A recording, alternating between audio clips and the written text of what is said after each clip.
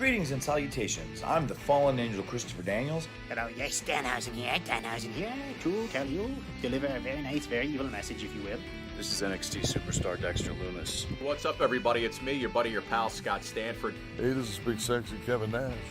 This is the former intellectual savior of the masses, now known as Aaron Stevens, your NWA third-degree national champion. This is Dr. Britt Baker, DMD, the role model, and you are listening to Greg Morgan with Good Mic Work Commentaries. And I want to tell you, Greg, your buddy Howie, also known as Wheezy, as you call him, told me all about your channel. I'm here to tell everybody that I've seen it, I've watched it, I've looked at it. I went down the rabbit hole and I couldn't get out of it. It was so good. Yeah, you better watch this channel. You better watch all the videos. I'm about to go and watch a few videos myself. Watch them 5 times a piece. That's right, I said 5 times a piece. Do it. I know you've been a fan for like 40 years. I've only been doing it for 30, so I guess we're fans together there for 10 of it. Do it. He's not going to fill your head with bullshit. He's going to tell you real deal, what's up, and that's that. Do it! Good Mic Work is the place to be for all your wrestling information, guaranteed. The best wrestling content is right here at Good Mic Work Commentaries. Good Mic Work Commentaries. Good Mic Work Commentaries. Good Mic Work Commentaries. Check out Good Mic Work Commentaries. Good Mic Work Commentaries. Check out Good Mic Work Commentaries on YouTube. Subscribe, share, love, like, poke, whatever you need to do. If you don't, we're gonna have a problem. Love that, Danhausen. Love that Good Mic Work Commentaries. Do it now. You're welcome.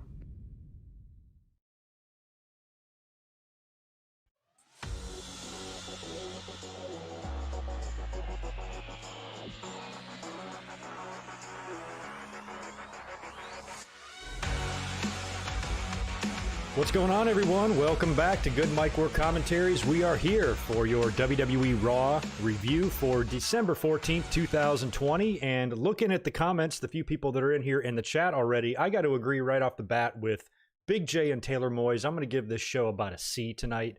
I did not think it was going well at first. Felt a lot like last week. Last week was just brutal. And this week kind of felt the same at first, but I think it finished pretty strong, especially with the Randy Orton and Bray Wyatt stuff. I thought that was all pretty good. And, the AJ Drew stuff at the end was, predictable, but, still pretty decent.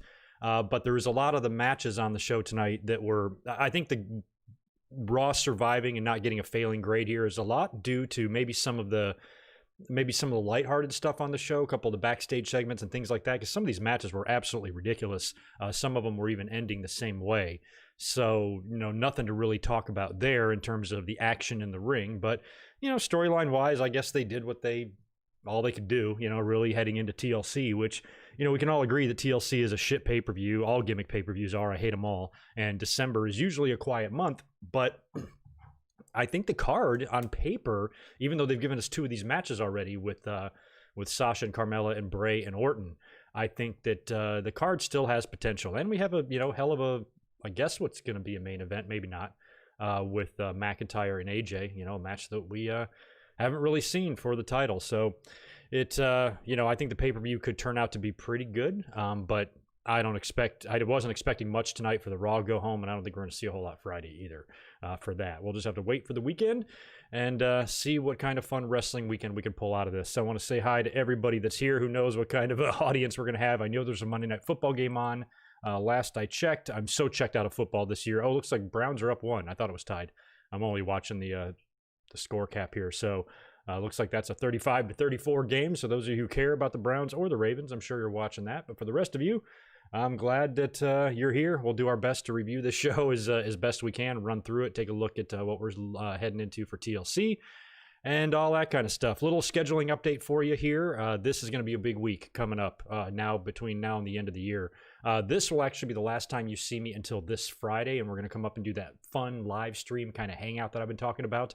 I'm going to open up some of my Stone Cold IPAs. We're going to look at some WCW trading cards. I'm going to do an unboxing of a sealed box of those. We'll talk about whatever went down on SmackDown casually, not a full review. We'll just talk about it. I'll chat with you guys in the chat, and it'll just be like hanging out and just for the holidays. So that's what I've got planned for Friday. Saturday, of course, we'll be up here for the podcast, and we'll predict TLC. Sunday, we'll be up here for TLC review, and then a week from tonight, we're back up here for the Raw review.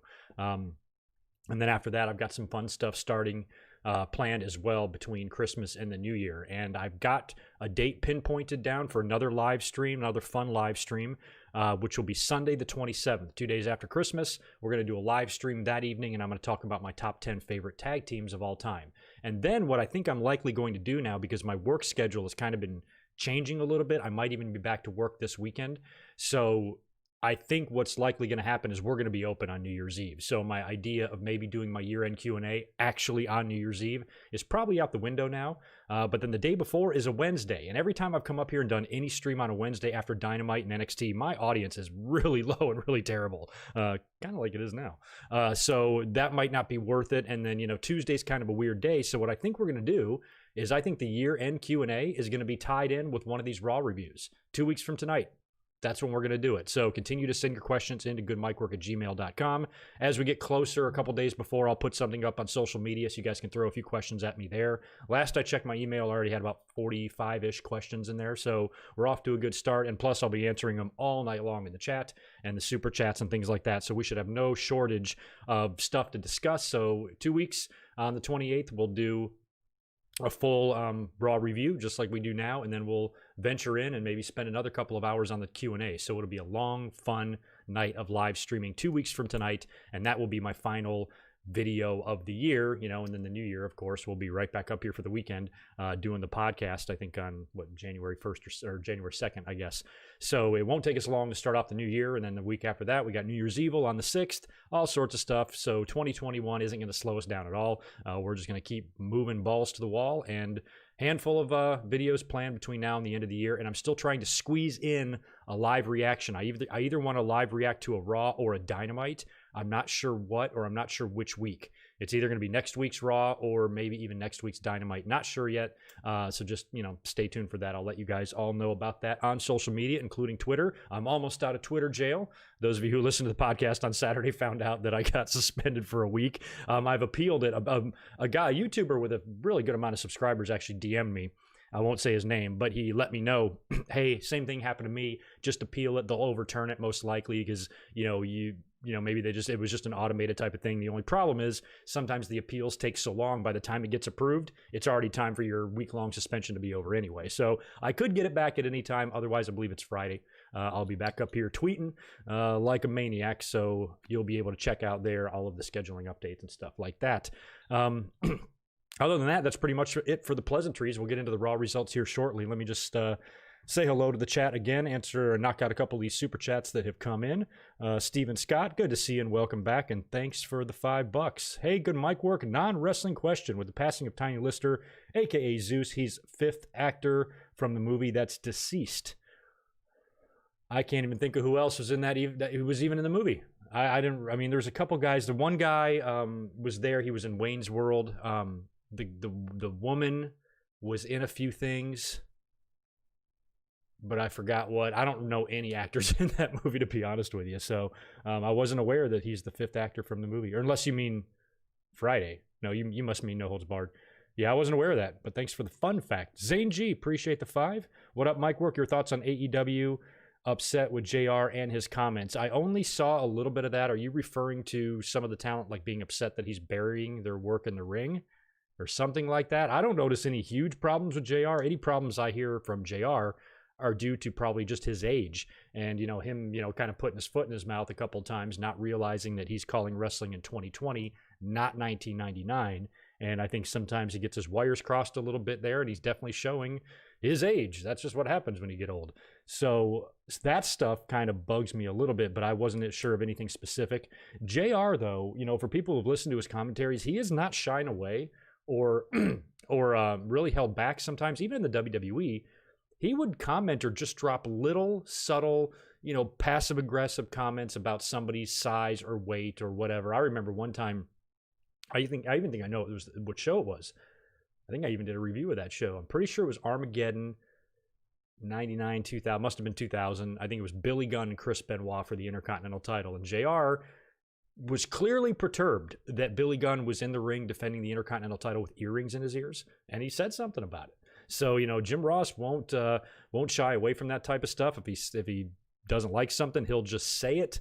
And maybe some of the wrestlers are watching their matches back and like, yo, JR, what the fuck? Why you bury me for no reason? So I don't really care, to be honest with you. They don't have to have him on commentary. They chose to. So they've got plenty of other good commentators. I know JR is a blast from the past, especially with his connection to WCW and all of that. But, you got Excalibur and Shivani, and you got enough people there to where you really don't need JR. They just have him there because he's the modern day Soli. And, if that person is still alive, why wouldn't you want him on your show? So we'll keep our eye on the story about it, but I don't have much of an opinion on it other than that. What's up, Devlin husband? You're back. Hey, Greg, you absolute sexy legend. Just finished my last class for the year. Holy shit, what's the date? 14th. Awesome. Hell yeah. Enjoy your couple of weeks of relaxation. Shows like Raw make me wish AEW was on Monday. Sometimes I wish AEW was on Monday too. I've said that time and time again. I'm not a fool. I'm not a fucking idiot. I know if they go head to head with Raw, they won't win, but they'll do a hell of a lot better than TNA did. And they will take a sizable chunk out of WWE's already low rating. If they're only doing 1.7s and shit, they're only going to do a 1.4, 1.3 going head to head with AEW. And they'll probably come close to maybe even doubling AEW's rating. But when you're talking about numbers this low, it's not nearly as big of an ass whooping as they were putting on WCW at the end. And they were, at least tripling, sometimes more, TNA's rating back in the day, back when, ratings were actually higher. And TNA on that shitty show pulled in more ratings than AEW currently does. So wrestling was just more popular in general back then. But I think if AEW moved to Monday, that would probably in the end be a bad move. I think it would be good for us because it would force Raw to say, okay, we can't just phone these shows in. Every single show is the most formulaic, redundant nonsense week after week. They'd be forced to not to do that anymore. But then if they really went balls to the wall, and decided to properly utilize all the talent they have, that could spell doom for AEW. So, don't poke the bear, stick with what works. They're probably just fine beating NXT on a pretty regular basis in the ratings. And to them, that seems like a huge, giant victory. But going up against Raw or SmackDown would be a completely different story. But man, it would make Mondays exciting again. If you had, AEW doing all their wacky shit, it would be the closest thing to a Raw versus Nitro that, we've ever had. USA versus TNT, again, 20 years later. I'd be fine with it, but the likelihood of that happening is pretty low, I think. What's going on? Uncle Greg is in the house. Oh, yeah, I'm happy for Nikki, though. She's moved on. She's pregnant or something, and her boyfriend is not nearly as handsome as me, but, sometimes, you can't, there's nowhere to go but down after me. So once Nikki and I split up, I just wish her the best. And I'm glad that she's doing well now. And I miss doing the reactions. I thought about coming up here and doing one here or there just for shits and gigs, maybe a Raw, maybe a Dynamite. And I did the Raw reactions for a solid year or more before finally I just got burnt out. And we did incredible numbers on those nights. I did 25,000 easily views on those things, ton of new subscribers, and for a while it was really helping the channel grow, and it just kind of fizzled. So I just stopped doing it. If it's not worth it, I'm not going to do it. So I figured I'd come up here and do more reviews instead and do it that way, and that's what we've been doing for the last year or two. So I want to bring back a watch along. I'm definitely going to do a reaction and a watch along, probably for the Royal Rumble. I think I did that last year as well, because the Rumble is like the perfect pay-per-view to react to because there's 30 surprises in one match. So that can be kind of fun. So we'll probably do that for the Rumble, and maybe I'll try to sprinkle some more watch-alongs here or there, into the video schedule just to, give us something new to do. Because I do miss doing them a little bit. Oh, that's all he said. He was talking about with the damn dives. Yeah, I mean, everybody does a dive. A dive is, in 2020, a dive is what a headlock was in the 1950s. It's just, it's so overly and highly used. All the wrestlers are much smaller now. The style has changed. The overall just average size of the pro wrestler has changed. And we're seeing a lot more, acrobatic and flippy type of stuff, even all the way up into the main events when that stuff used to be like used as attraction matches, kind of like how how WCW used the cruiserweight division, to really fill the gaps between all the marquee stuff, the NWO and and the Stings and the Pipers and the Hogans, and then on the underneath card they give you that great action. They had a really stacked show from top to bottom. But now, even now, when you go look back at some of those amazing WCW cruiserweight matches, I can appreciate them because I watched them all for the time. But I couldn't imagine what it's like for a fan that's maybe only been watching wrestling for like 10 years to go back and watch some of those cruiserweight matches. They probably aren't impressed, because we see people do much crazier shit now. But it was so much better and so much more important when you saw stuff for the first time. Now everything's been done. Not only has everything been done, everything's been done 100 times. So you just can't, it's really hard to be amazed or wowed or, see an innovative spot these days. What pay-per-view was it? Was it SummerSlam? Where did we get the triple threat ladder match that was so crazy? Was it Sammy and AJ and Hardy or some shit like that? And it was crazy good. And I remember saying, like, this is some of the most innovative shit I've ever seen in a ladder match. And ladder matches now are a 26, 7-year-old concept. The fact that we are still seeing innovative stuff surprised the hell out of me. So it can still be done. But overall, if you've been watching wrestling like me for like 40 years and when you watch guys in the ring, you can see spots 3 spots ahead or 3 moves ahead. He's going to do here. He's going to kick him in the gut here, bounce the ropes, bulldog, backflip, whatever. You can see him coming. Even if it's not their normal routine, you can still kind of just see what they're going to do. It's different. It's just different now. Business continues to get older. What's up, Alex? Welcome back, man. Appreciate the super. Which world title match do you think will be the best? They're both good because I think AJ and Kevin Owens are superb opponents for both guys. I think Owens is the perfect dude for Roman right now because of his shit-talking ability. And Roman came back, won the title at SummerSlam, but been primarily working with his cousin all the way up until now. And then, of course, he had the non-title match with Drew at Survivor Series. So he needs a good, hard, in-your-face opponent that's going to show no fear that he can beat. And Kevin Owens is going to be that guy. I think McIntyre needs the same thing. We saw a lot of that tonight, a lot of AJ and Drew stuff. And I'm still amazed. You guys have to help me, all you history people and people who know these facts. I'm still absolutely flabbergasted that we have not gotten AJ Styles and Drew McIntyre before. How is that possible? Not only did I think that these guys have faced before on Raw, I assumed they've not only faced, but they've faced like 175 times. And apparently they've never faced, not even at a tag. Help me. Certainly there's been a goddamn match. But now, AJ is a, multi-time WWE champion. He's still, even at 43 or whatever he is, he's probably considered, overall the best in the ring, but that's not going to be for too much longer. And he's just a really good guy. Again, much like Owens for Roman, that Drew can put down. And based on what we saw here tonight on Raw, the final segment, with AJ kind of putting Drew down and climbing up and grabbing the belt, they are telegraphing the fuck out of Drew retaining the title on Sunday. And I think Roman will too.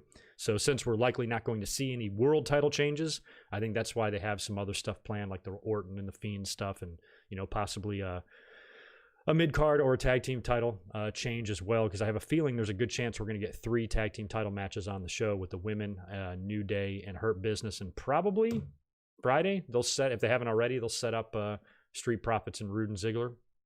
Feels like that's going to happen, and they might even throw Matt Riddle and Lashley in there as well. So, like I said, on paper, I think the pay-per-view has got potential. Clash of Champions, thank you. Was the ladder match. I don't know why I thought it was SummerSlam. That was so good, wasn't it? Loved that shit. Loved that. What's going on, Mr. E? Good to see you. Zane G, thanks again for another $10. Appreciate that. For Hogan versus Andre, if there wasn't an iconic moment like the Slam, would the match still have been history-making without that iconic moment? That was great. I got a lot of knowledge of that match, as you guys know. No, I don't. I think it was still an awe-inspiring sight to see, Hogan and Andre, especially WWE's brilliant way of, brainwashing the fans into think that Andre's never been beat, never been body slammed, anything like that. We all went into that match thinking that this is an unbeatable Titan that Hogan has no chance of beating.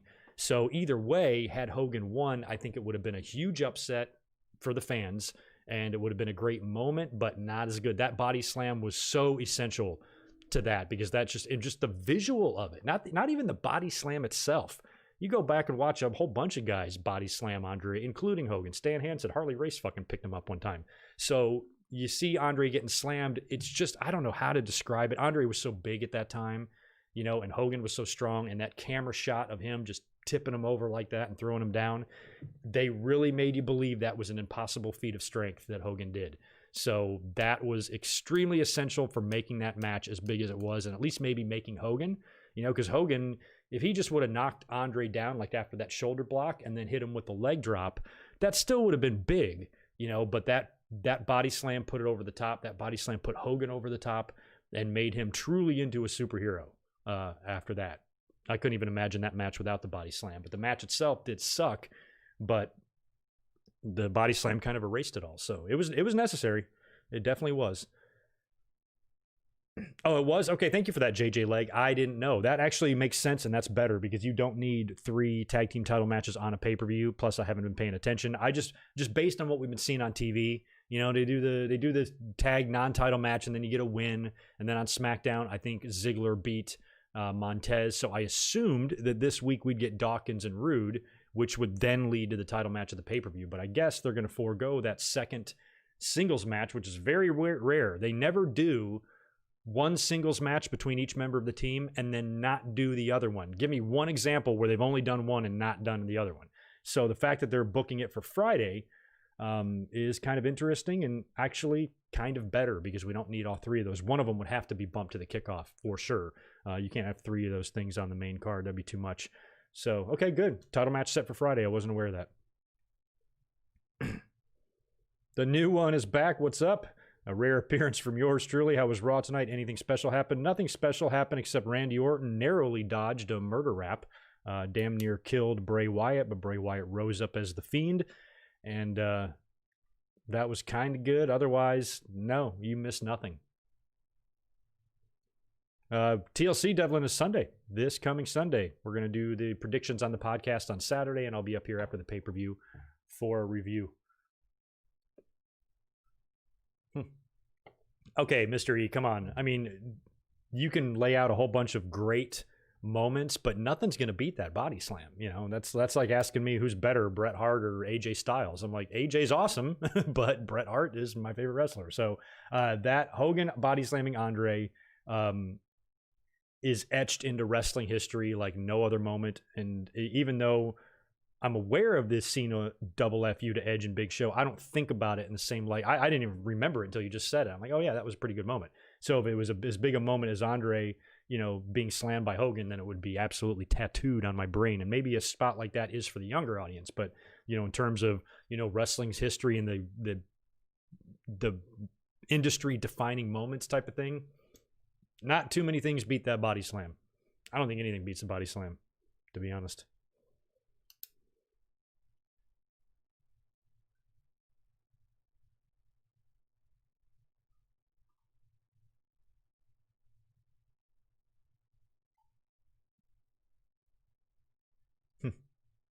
Oh yeah, that was another good spot. Luckily, they haven't beat the War Games concept to death, so there's still room to do some innovative shit. But the Io Shirai jumping off the trash can, that is the Hogan body slamming Andre to me of 2020. That is just of this particular year, which is a shit year anyway. So it should be pretty fitting that the most memorable spot of the year was just some batshit crazy stuff with Io Shirai dressing up like a trash can. Yeah, the Andre slam was pretty wild, man. Pretty wild. Shat my pants. All right, well, that's enough for the bullshitting. We might as well get into the results here of Raw. My God, this show. So they had advertised a couple of things prior to the show. We had the 6-man Hurt Business and Jeff Hardy and New Day match, and they announced a Bray Wyatt's field trip, and they mentioned something with AJ and Drew McIntyre that I thought it was going to be a segment in the ring between them, and it was. It just came at the end, but the show opened up with the dirt sheet with Miz and Morrison out there with Miz, and he's going to read The Nightmare Before TLC, some stupid-ass book, and he reads a poem, and he introduces AJ Styles. The lights come on. AJ is in the corner, and then he introduces WWE Champion Drew McIntyre. The lights come on, and it's John Morrison dressed up in like a Scottish warrior type of shit or whatever, and he's got a sword,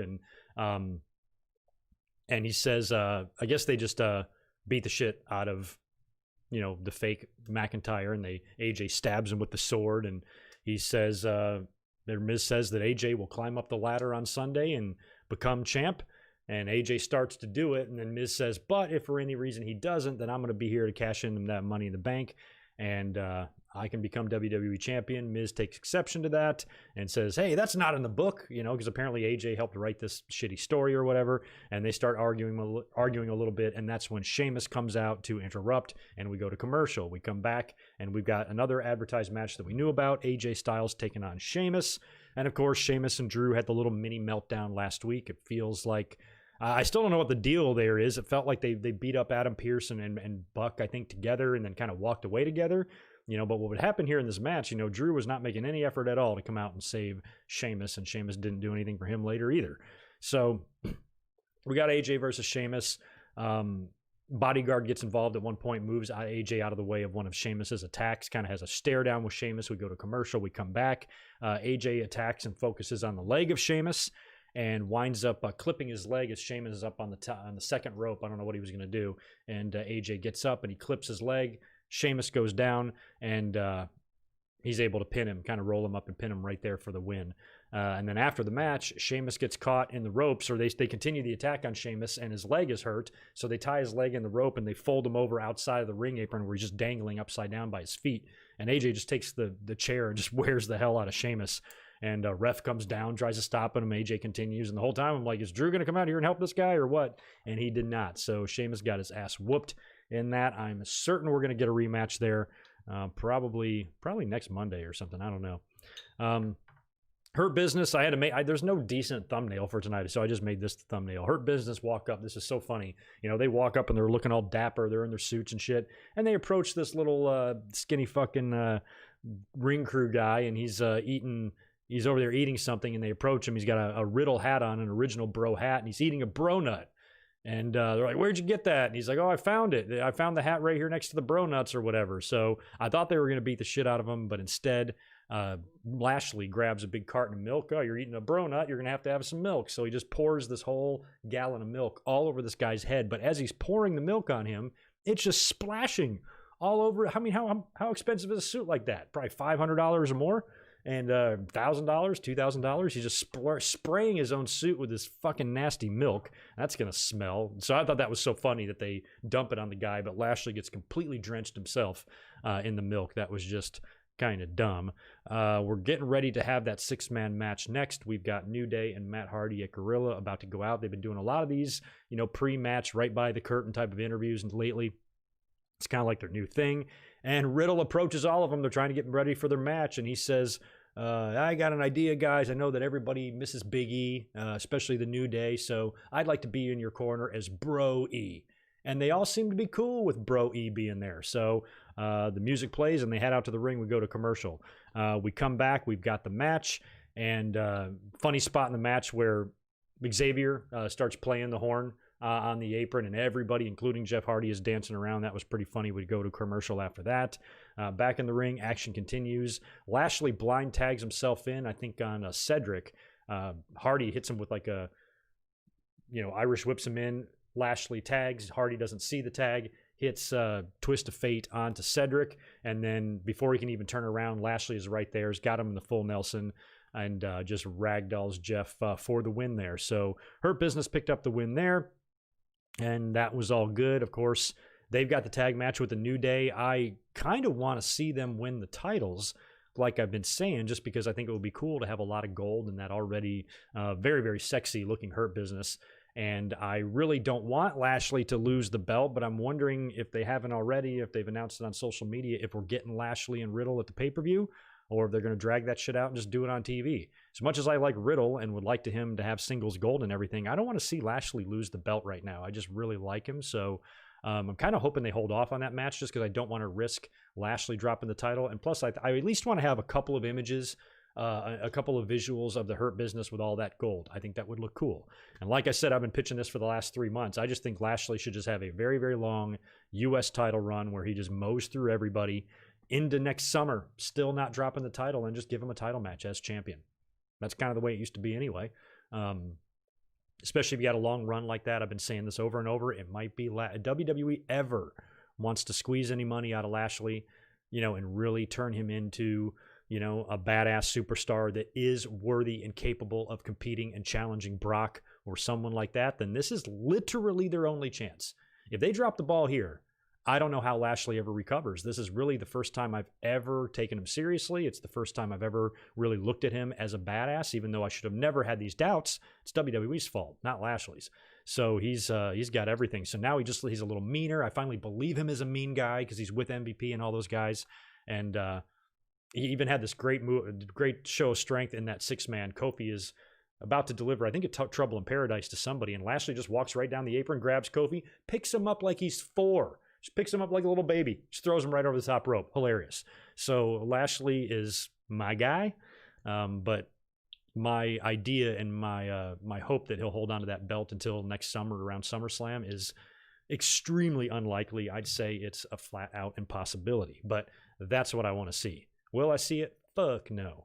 After that, we got, oh man, this one was exciting. This was another advertised match from last week. We got Lana taking on Nia Jax, and we all saw the promo last week and we all made fun of it and like, what the fuck was that? Not only was it just dumb and weird, WWE, like, because they do this with everything, they show a replay of it. So then they show a replay of Shayna and Nia talking backstage last week where Shayna says, when we're done with Lana, I'm going to twist her and contort her into a pretzel, and her back is going to be her front and her head is going to be her ass. And then Nia's like, so she's going to have boobs in her back. And Shayna's like, yeah. And they go to the ring. WWE feels the need to show a replay of this. So we then get the match. Asuka is also back there pep talking Lana and says, you can do it. You can do it. She's like, I can do it. And then she goes out there and they start having the match, and Lana somehow pulls off the victory here. She catches Nia Jax kind of in the corner, rolls her up in the corner, and is able to lay, as Nia's on her back, lay on her feet over her head and just kind of hold Nia Jax down and get the surprise upset 3 count. Nia Jax pops up like, what the fuck? How did that happen? She actually beat me clean. And now you guys have to help me. Is this like the 4? Didn't they beat him in 2 tag matches, and now they also beat them in 2 singles? So I believe, if my memory is right, in the past 4 weeks on Raw, this is 4 consecutive victories now for Asuka and Lana. So does that translate into them winning the titles at TLC? I don't think it does. I don't think it does. And plus, we would see more shit later on that gave me a tease to what Nia and Shayna might be doing after TLC. I just can't see Lana and Asuka having all those victories against them and then going into the ring and beating them on Sunday for the titles. I think Shayna and Nia are going to retain.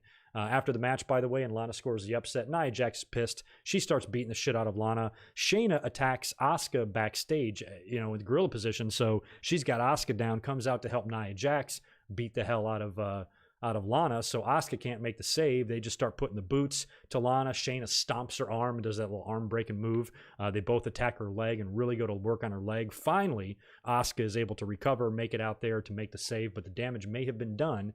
And I don't know why that matters. Like, Shayna and Nia are so fucking stupid. If you're going to injure one of your tag team opponents, I'd pick Asuka because I think Asuka could beat both you hoes in a fucking handicap match, pardon my language. So I don't think that attacking Lana's already a weak link. Lana's already invisible. So what if Lana on one leg or Lana has 2 legs, she's equally as threatening. She doesn't do anything. So if I were them, I would just have attacked Asuka, but they didn't. I guess this puts them more at an advantage now for the pay-per-view, but based on what we would see later, we'll just skip ahead to that because it's kind of a throwaway match. That was later on, near the end of the show, we had Shayna Baszler taking on Dana Brooke. And Shayna and Nia, I believe, are the reasons that Dana Brooke and Mandy Rose were knocked out of the Survivor Series match. This felt like a completely pointless match until the end. I mean, it was very, very fast. Dana Brooke is in there with Shayna Baszler as if Shayna needs any help to beat somebody like Dana Brooke. Dana has got Shayna down. She climbs up to the top rope. Nia jumps up on the apron, pushes her off, and ref calls for the bell. So Dana Brooke beats Shayna Baszler via DQ. And then the champs start beating the hell out of Dana Brooke, and that's when Mandy Rose comes out to make the save with a kendo stick, starts beating the hell out of them. Asuka shows up as well and to run them all off. And the way it feels like to me is maybe that's a little consolation prize for Dana and Mandy getting bumped from Survivor Series, is they're going to be putting a program with Nia and Shayna after this. So what I think is going to happen, and what I think they set up here, was for Shayna Baszler and Nia Jax to retain the titles on Sunday and then go on to drop them to the duo of Dana Brooke and Mandy Rose. Why not? I like Mandy. Dana has been growing on me, but you know, especially just some of these just generic kind of women. I mean, Dana's great and everything. She's big, but you know, she just comes off like the way that so many of the undercard ones does. Every time she comes out there, she's got to do her. I hate when the girls have to do the routine. When their music hits and they have to come out and do that silly ass little whatever the fuck they do. They all have a different one. So, you know, Dana's coming out there and she's just showing herself off. It's just too much. I don't know, just too much of that. I'm like, why are you showing yourself off like you're so fucking great? You like won 2 matches in your life on Monday Night Raw. So I don't understand, but it feels like they've been trying to give Dana a chance. I know the fans want to see her succeed. She seems like a great girl and a great woman. And of course, Mandy Rose did great work this past summer with the Otis stuff and the match with Sonya Deville and everything there. You have no tag teams on your roster anyway, and Mandy and Dana certainly wouldn't be any worse than the fucking Iconics, who are former tag team champions, and it gives them something to do. And Lana and Asuka are a weird team anyway, so if that scenario plays out and we see Dana and Mandy grab the tag straps from Nia and Shayna, you know what? I'm not against it. I'm not really a fan of them as champions anyway, and I think Asuka and Lana makes even less sense. So the next best thing is to maybe put Dana and Mandy together. Curious when Sonya Deville is going to get back in the mix here. You know, she lost the Loser Leaves Town match. Since we're 2 weeks away from Christmas here, I assume that they've just given her the rest of the year off. So we might see her at the beginning of the year. I guess she could appear in the Royal Rumble. That seems like the more likely spot. Or, you know, something could happen on Raw or TV and Mandy goes and finds her and brings her back or something like that. But I think at this point, Royal Rumble will probably be a good spot for Sonya Deville to turn back up, and I'm guessing she'll be back on SmackDown. I don't know, but I feel like she could come back in the future, and I don't think her story is completely told with Mandy Rose yet, so we'll see. But Mandy is probably about to be tag team champion if I had to guess. After that, thanks for snagging that dumb shit, Baron. What do you put? Hell, what the fuck does that mean? We just have like really, really dumb people in the chat sometimes. I guess we do. Sonic, I kind of miss Lana getting put through the table as well. I mean, that was nice, wasn't it? It was so nice just watching her get plowed through plywood. That's what we need. We need more of that. I miss it. Royal Rumble winner predictions. I've said I know who I want to win. I'm really rooting for Big E and Bianca Belair, but I'm also realistic.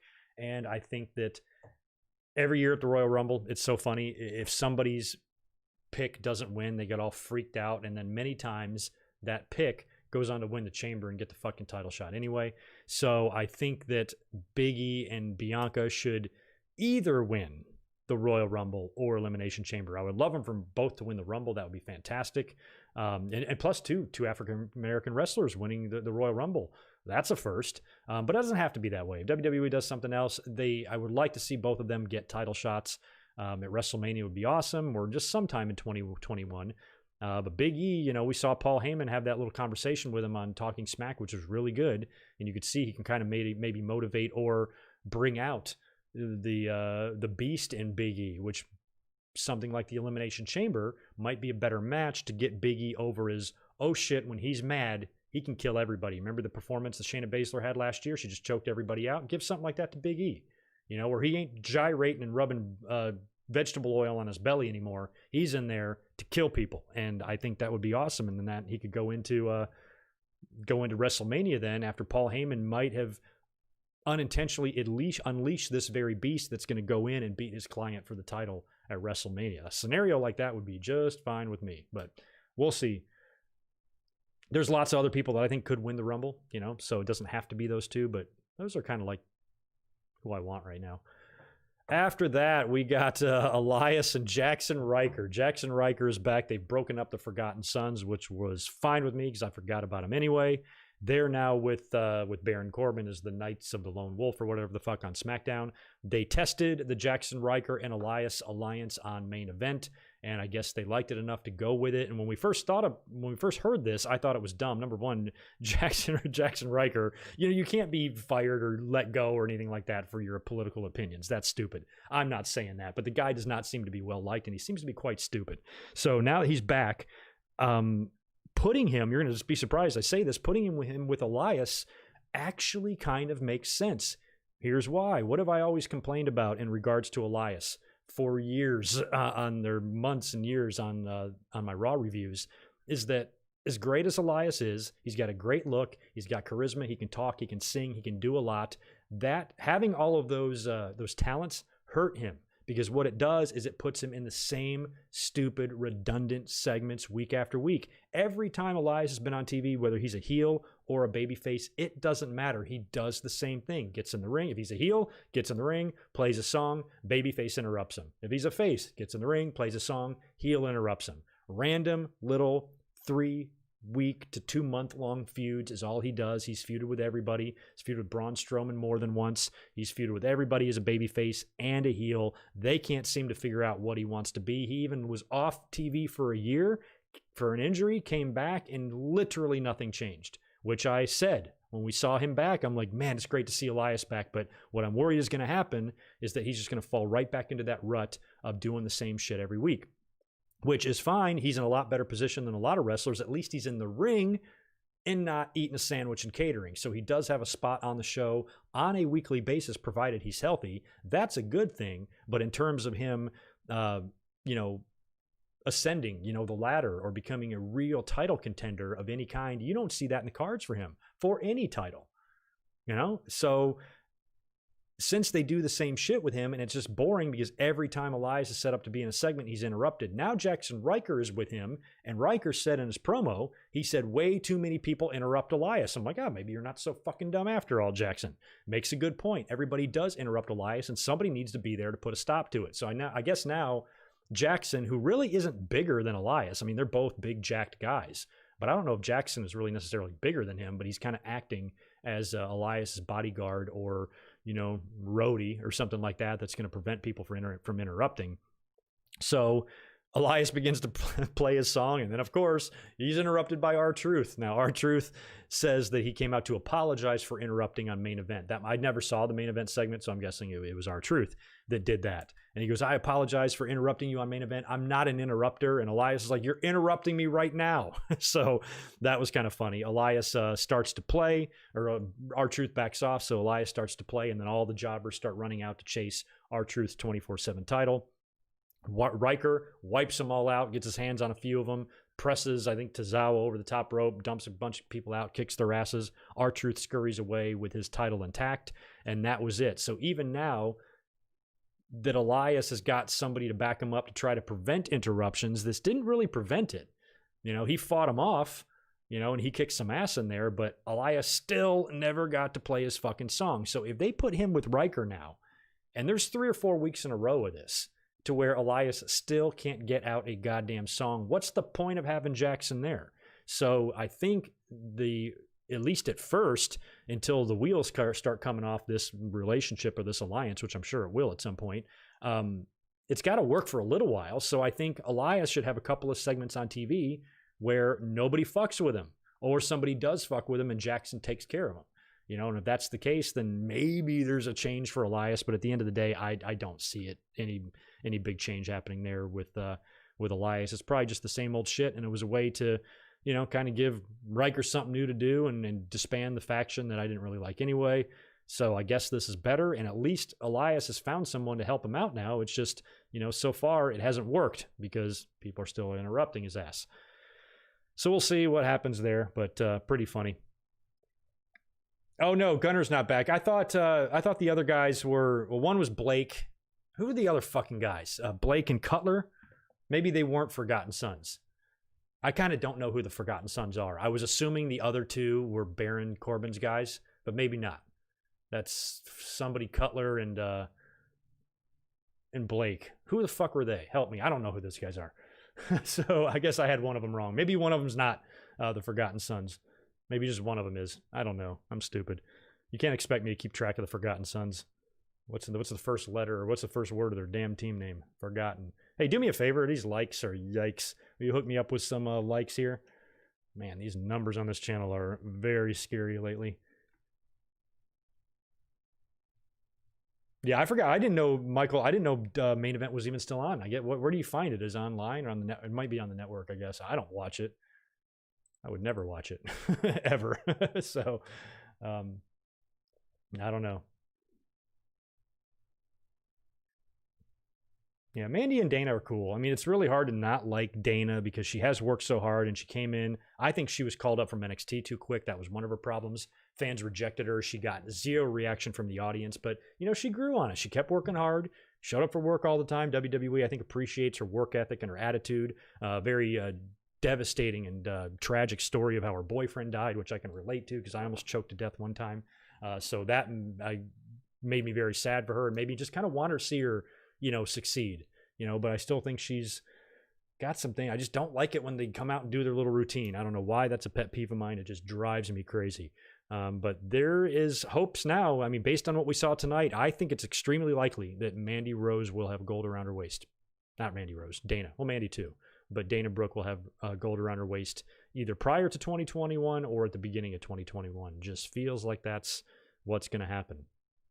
What was going on here? There was so many baffling backstage segments and a couple of matches for that matter, that you didn't even need to do. What was going on here? They got a handicap match booked between Miz and Morrison and Keith Lee versus Keith Lee. Miz and Morrison are backstage. They're like walking to the ring. Keith Lee approaches them and he's like, "Hey guys, how about we do a coin toss? I got this coin. Don't worry about where I got it." What the fuck does that mean? It is a nickel or is a quarter? What the fuck? So he goes, "We're going to do a coin toss." And before they even know what the coin toss is for, they're both like calling heads, heads. "Oh no, you can't call it. You got to call it in the air," or whatever. And Keith Lee just flips it up and he goes, "It's heads." And then they're all happy. And then he just goes to the ring. What was the point of that? That made zero sense. You didn't even need to do that. And it was dumb. So then they go to the ring, they have the match, and way to go, WWE. Way to get a guy over, just have him losing matches. And I don't know, could you guys tell any improvements in Keith Lee's ring work since apparently he was sent to the PC to work on it? They beat him, man. They caught, yes, it was a handicap match. Yes, it was 2-on-1, but it was still Miz and Morrison. Keith Lee could beat these two guys plus someone else. If I can throw Heath Slater in there, he'll eat all of them for lunch. So they ended up catching him. They do a double pin on him, which I didn't even know that was legal in handicap matches. So they do a double pin. They both jump on Keith Lee, catch him with a quick pin. He gets up. He's pissed. Miz and Morrison are giggling and laughing in the aisleway and running away. And not my favorite use of Keith Lee. Still think that he could be next for Drew McIntyre, either him or Sheamus. And I like the idea, of the swerve coming around where Sheamus actually winds up remaining loyal to Drew, but Keith Lee is the one that turns. And at this point, I'm fine with that too, because, Keith Lee was brought up, again, just like everybody else, way too fast. I still think he had mileage left in his NXT run. They bring him up to Raw. They change his outfit. They change his music. They give him tons of disqualification and count out victories or losses, and he literally just does nothing. He'd be much better served staying in NXT. Like I've said a million times, stay there until you have a goddamn plan. How hard is that? What is with this company that they call up people prior to having a plan for them? So now that Lee's been there a couple of months, hopefully this now will lead to a change for him, and maybe he can turn heel and go on to feud with Drew McIntyre. Drew is going to need a big opponent for Royal Rumble. I don't think Sheamus is a big enough opponent for the Royal Rumble. I think you need somebody bigger. Maybe a heel Keith Lee would be all right. I think a lot of people would like to see Keith Lee win the Royal Rumble. I'd be fine with that too. But just based on how he's been used since he's been there, I'm not feeling it. I don't feel a momentum. I don't feel like he's building momentum, like he's gaining steam. And oh shit, look out, Keith Lee's coming. He doesn't give me that feeling. I mean, Big E gives me more of a feeling on SmackDown of that, even though Big E hasn't really been used that wisely either. At least they're playing into that, having the Paul Heyman stuff and all of that, and mentioning how, he really wants to become, a big single star. With Lee, they're not mentioning any of that stuff. He's just doing random shit on Raw that's all meaningless. I don't feel any sort of momentum building at all with Keith Lee.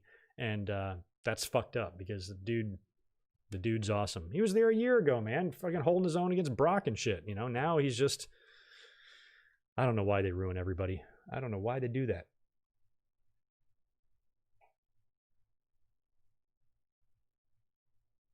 Oh, it is on the WWE Network?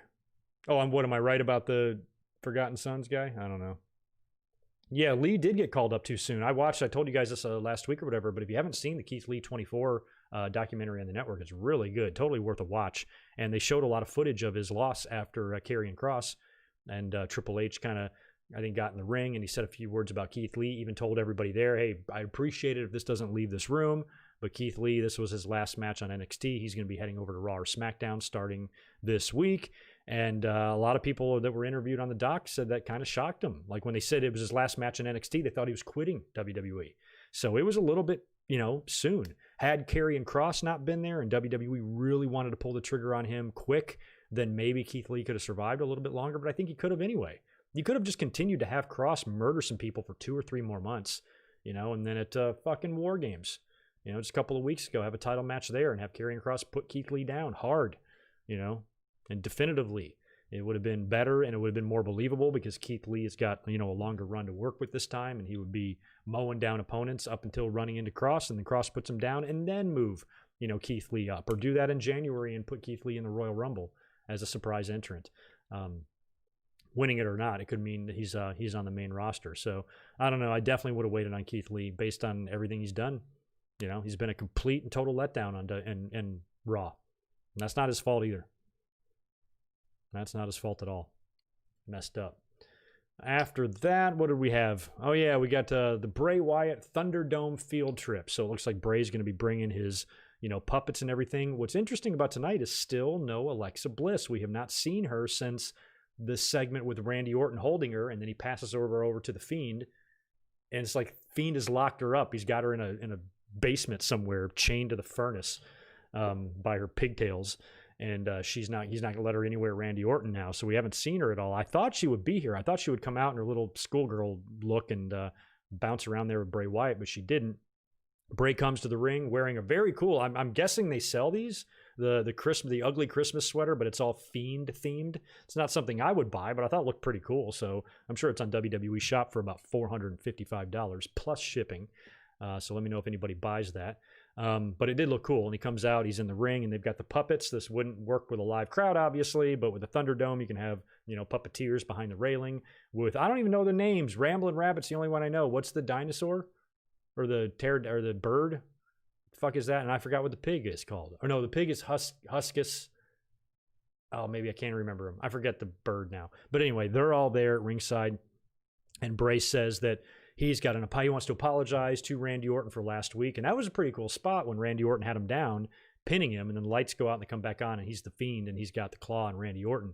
He says he wanted to apologize for that, and shows a little bit of concern for Randy Orton because Randy Orton isn't facing Bray Wyatt. Randy Orton is facing him. And he's like, sometimes he gets fucking crazy, and I'm really worried that Randy could be in some serious danger at TLC. Bray Wyatt has prepared some dad jokes. Even dads would think these jokes sucked. He says, how do you measure a snake with inches because they have no feet? Ah, ha, ha, ha, ha. They were even panning to people in the Thunderdome that were like laughing hysterically. They probably don't realize that these people, even if they're live, that I know they've been using some footage of Thunderdome fans instead of a live feed. But if any of these people were really laughing WWE, I promise they were trolling you. He also said, how do snakes clean their car window with windshield vipers? Jesus fucking Christ. So he goes on to say a couple of dad jokes. Orton then appears on the Tron. He asks Bray to extend his field trip. Why don't you extend your field trip and come back here looking for me? And says that he has a game that he wants to play with Bray Wyatt, and Bray Wyatt seems down. So that was the end of the segment. Again, kind of weird, almost like kind of a pointless type of thing. They could have just had Bray Wyatt and Randy Orton do all this shit backstage without Thing in the ring, but whatever. That just set up what was going to be going down later on. So Bray would head to the back and start to search out Randy Orton. Now, another dumb match. We had Ricochet continuing his pointless and stupid feud with Retribution. He takes on Mace, who we know is Dio Madden. Mace wins with what kind of looked like is his finisher. I don't know what the hell it's called. I don't even know how to describe it. It was okay, nothing crazy. T-Bar did get slightly involved. I believe he jumped up on the ring apron and Ricochet knocked him off, and that was enough that was enough distraction to allow Mace to gain control, hit Ricochet with his little move and get the pin. And the whole time Ali is on commentary for this, and just more of Ricochet should join us. They seem really obsessed with Ricochet. If I was Retribution, I would move on. I don't know what their motivation is to add Ricochet to the group. Is Ricochet really going to strengthen Retribution that much? You could add fucking Brock to Retribution. This faction would still suck. So what would Brock's name be if he was in Retribution? I'd say probably Beefarino or something like that. From Seinfeld, Beefarino. Something cool like that. But there's really no saving this faction, so I don't know why Ali thinks that Ricochet being with them is going to do anything, and I don't know why he, quite frankly, gives a shit.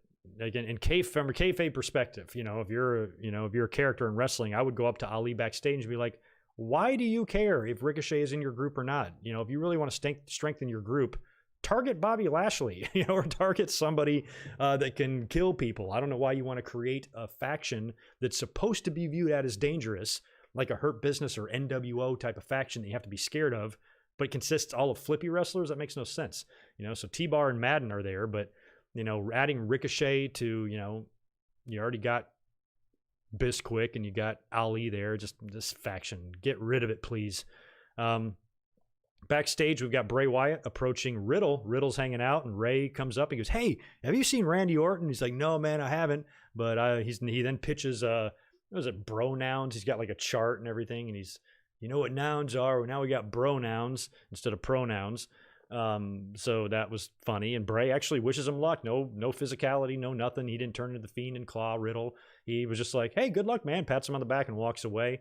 Ramblin' Rabbit then shows up, and Riddle calls him. He goes, "You look like Baby Yoda, but Baby Broda," and then gives him a pen and asks for an autograph. Fucking weird. Sometimes Riddle cracks me up. Sometimes Riddle just makes me shake my head.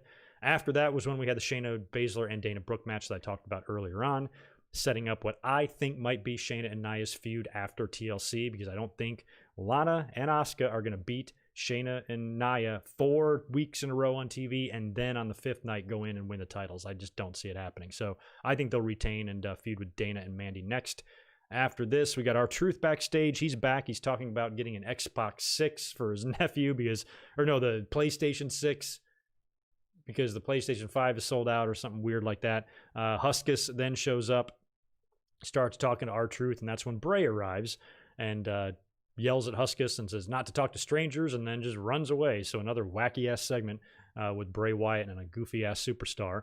I think we might have gone commercial after that. I'm not sure. We come back. Wyatt is continuing the search, and he walks past this like dark room, and he sees a rocking chair in there that's moving back and forth. The rocking chair is, kind of rocking back and forth there, and he kind of walks in, and it's almost like he expects it. He seems to expect this. He even sits down in the chair, almost waiting for his attack, like opening himself up, which I thought was interesting. So he sits in the chair, and you can see the chair kind of transports him. He probably got, taken back to 2013 or his former gimmick or whatever there. And he kind of sits in the chair, and he's kind of rocking, and he's basically just waiting for Orton. You see Orton appear in the shadows, lurking. He attacks Bray Wyatt from behind, beats the shit out of Bray Wyatt. Brawl ensues. They're fighting with each other. Randy Orton gets Bray Wyatt inside of a box, which basically looks like a coffin whether it's not shaped like a coffin, throws him in the box, closes the lid, and then grabs a can of gasoline and pours it all over the box. Now, it doesn't look like there's a hole in the box for the gasoline to fall into, like, at the Royal Rumble 98, when Kane did the thing to Taker and set it on fire and all that. So and Randy Orton has done this too. Didn't Randy Orton do this to Undertaker at a pay-per-view or something? So he's had experience with lighting shit on fire, a little pyromaniac. So he covers and douses the entire box in gasoline, lights it on fire, and I'm under the assumption that it's like you would do with the coffin deal, because, where the gas would be in there burning up Bray Wyatt. And I'm like, well, shit, Randy Orton just murdered somebody. He's going to be arrested. The box explodes. The top comes flying off, and Bray Wyatt reappears, but now he's back as the Fiend, and Orton seems freaked. Fiend grabs a hold of Orton, puts the claw on him. Orton did a great job of selling the claw up against the metal door there, and he's just like, he's kind of screaming, he's coughing a little bit, and Fiend has got that claw in deep. That was all pretty good, and I think right now this is probably the most interesting match. Might not be the best match on the card, but I guess it's the most interesting, because I think even though both world title matches are going to be fantastic, I am fully expecting the champs to retain. I don't see any upsets really happening there. It would be weird for AJ Styles or Kevin Owens to win the belts at this point. Neither one of those guys would make sense, at least for right now. So I just don't see that happening. So at least this keeps you guessing, because I don't know what they're going to do here. Are they going to have Randy Orton go over The Fiend, or are they going to have The Fiend put down Randy Orton? I don't know. Could be either way, I suppose. And good stuff. And is Bray Wyatt no longer a babyface, or he might have never really been one, but it felt like he was going in the babyface direction. But everything he's been doing lately doesn't feel very babyface-ish. It's crazy. Hey, thanks for that, Kronos BR. Appreciate the new sub. Let's see. So that was the end of that. That just left us. No, we did have one more match. Matt Riddle took on MVP. Pretty quick match. Riddle beat him with his top rope spinning dive thing. Riddle got the victory there. Like I said, I'm thinking that this would lead to a Riddle and Lashley U.S. title match. Could happen at TLC. If it was up to me, I'd probably hold it off just so Lashley can keep being champ for a little while, but they might announce that. If it happens or it has been announced, just let me know in the chat here. And that left us with the main event segment. And I was kind of confused on what was going to happen because I didn't know that there was going to be a main event segment. Or I didn't know what the main event segment was, I should say. They advertised Drew and AJ throughout the day, but then AJ was out there with The Miz, and I thought that's what it was all about. I didn't even know that there was a face-to-face thing taking place there. So AJ and McIntyre make their way out to the ring. There's all sorts of... Oh, I'm dropping my shit again. There's all sorts of tables and ladders and everything out there. Tom Phillips is moderating this. They even had the golden hanger thing hanging there that you're going to secure the belt to. Both guys come out, and Drew, like I said, he talks about the fact that him and AJ have never really faced each other, and I still just find that impossible to believe. How the hell has that not happened? I just felt like they faced 100 times, and I started looking up matches on YouTube, couldn't find any. Like, help me here. Have they really, really, really not faced? Tag team, nothing in WWE? They're on the same brand most of the time. How the hell did they never not face each other? It makes no damn sense. So, that is kind of cool if this really is kind of the first encounter here that it is for the title, and a high-profile semi-main event or main event pay-per-view match is pretty cool and everything, but I still can't believe they never faced. So Miz and Morrison then run out to the ring as the words start getting a little bit more heated. They attack. McIntyre fights back and gets rid of the two of them, leaving AJ in the ring all by himself. He's about to hit AJ with the Claymore, but the bodyguard grabs the steps, and just throws the entire steel steps in the ring. That was enough to kind of distract him. AJ winds up nailing Drew McIntyre with a phenomenal forearm and then lays him on a table and does a dive off the ladder, a elbow drop off the ladder through the table onto McIntyre. And then after that, AJ just slowly climbs the ladder to retrieve the belt and stand tall as the show goes off the air. And that tells me right there that he ain't going to be doing that at TLC. So it's very rare to have a segment like that on your go-home segment, have the challenger kick the guy's ass and then go in the pay-per-view and beat him too. AJ's losing. So that all, I guess, was good. I suppose it was a good segment because I thought it was over 2 different times. I thought after AJ hit the phenomenal forearm, he would stand there in the ring and the show would fade to black. And then he hit the elbow off the ladder on through the table, and I thought the show would fade to black there. And it still kept going. Then he climbed up and grabbed the belt, and that made sense. We see segments like this all the time leading up to TLC matches and stuff. So the fact that that is a TLC match, they're both TLCs, aren't they? Roman and Owens. I can't even think of, you guys tell me which one is going to be better. I think they both have the potential to be awesome because Styles and Owens are going to go balls to the wall. So I'm curious which match you guys think is going to be better, the better, more exciting match. Drew and Roman are winning, but in terms of which match really takes you on that roller coaster ride, I think they both have the potential to, but one's got to be better than the other. So I'm curious which one you guys think it is. I don't know. Can a character like The Fiend fully become a babyface? Kane did, Kane murdered his brother at the Royal Rumble 1998. A year later, he's tag team champions with X-Pac and throwing his voice thingy away. And there was even talk about making a green Kane suit at one point. So I think if 98 and 98 or 98 and 99 Kane can become a babyface, then The Fiend can too.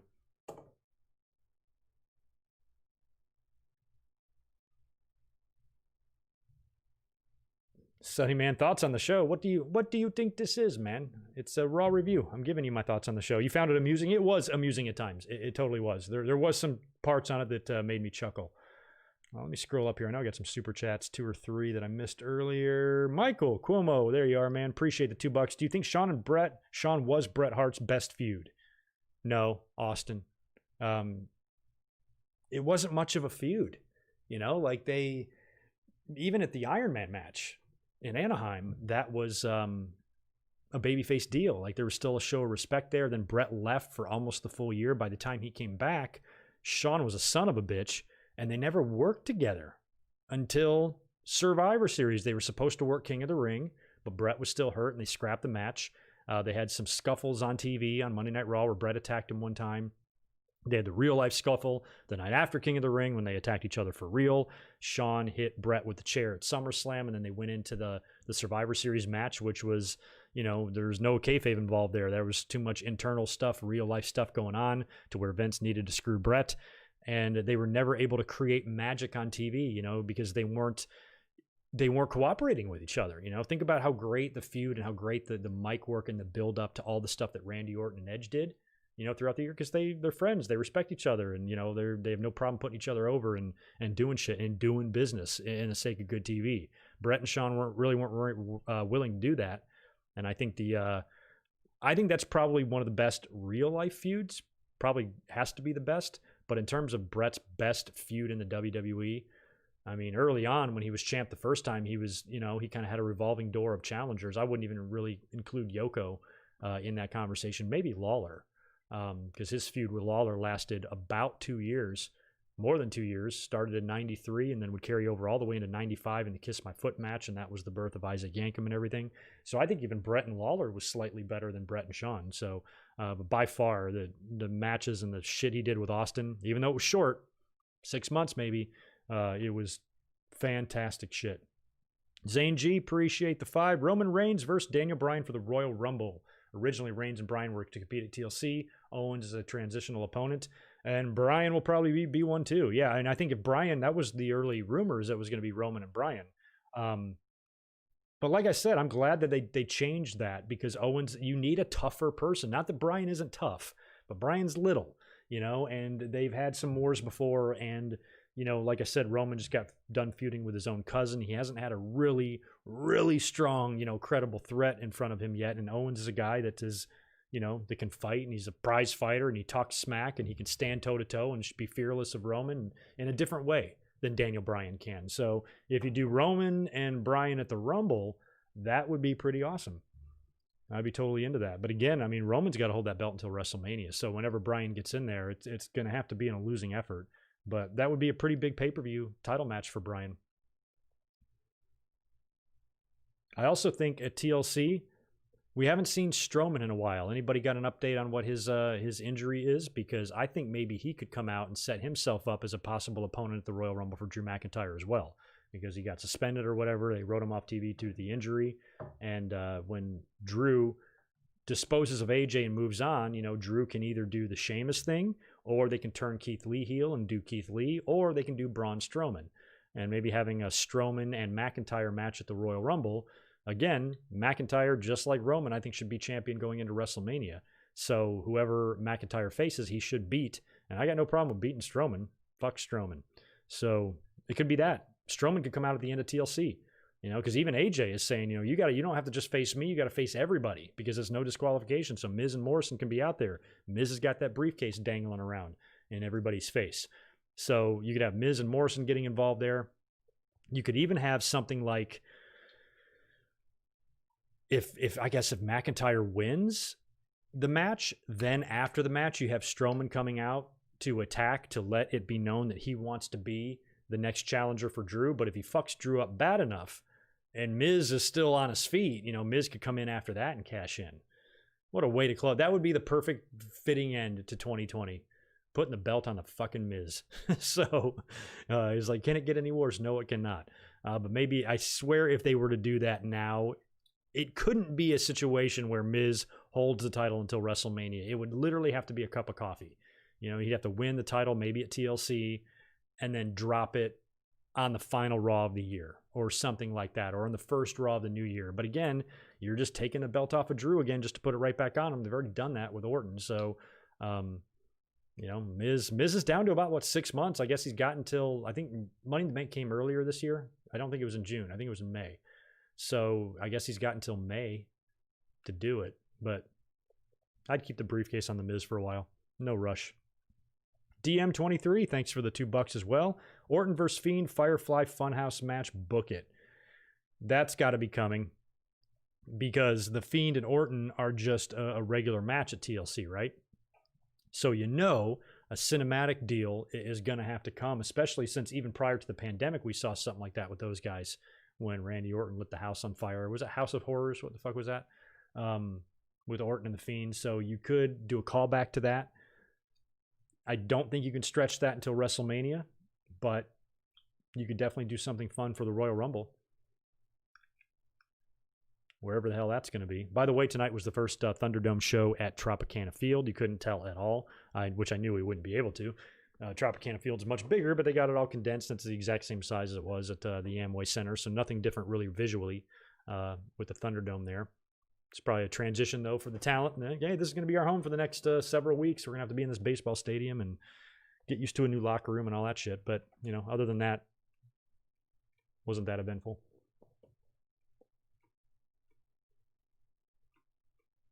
I could make a case for that, too, Marcus. That's true. Appreciate the $2, too.